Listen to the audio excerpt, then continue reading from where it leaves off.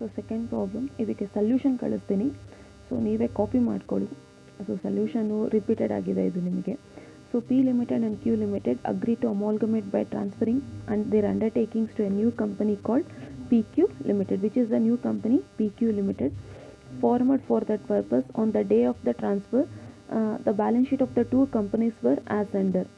So here they have given the balance sheet. First we have to identify, so what all the things to be transferred to realization account and equity shareholders account. Equity shares, equity shareholders account. Debentures, realization account. Reserves, equity shareholders account.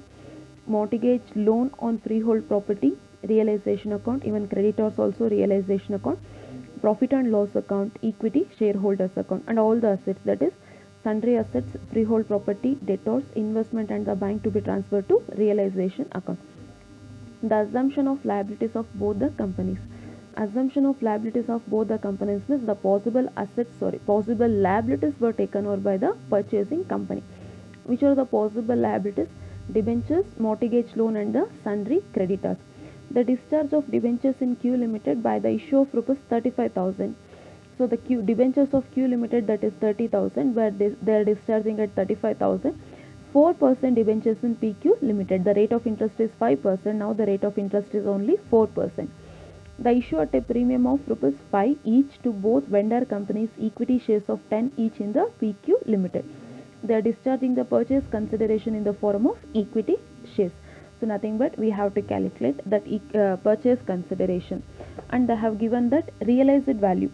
For the purpose of transfer, the assets are to be revalued as under.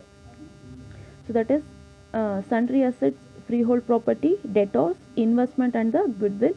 Along with this, we have to consider cash. Nothing but we have to calculate purchase consideration under net asset method. Along with these assets, we have to consider cash. So this is amalgamation in the nature of purchase. Even in the problem also they have specified this is the problem based on amalgamation in the nature of purchase. So first we have to calculate purchase consideration. Problem is amalgamation in the under the nature of purchase, and PC to be calculated under the net asset method. For calculating the PC, these are the assets to be considered. These are the value of the assets to be considered.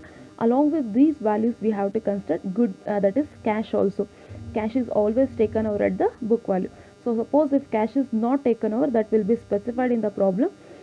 Cash is not taken over, but in this they have not specified, so it is assumed that even the cash is also taken over by the purchasing company.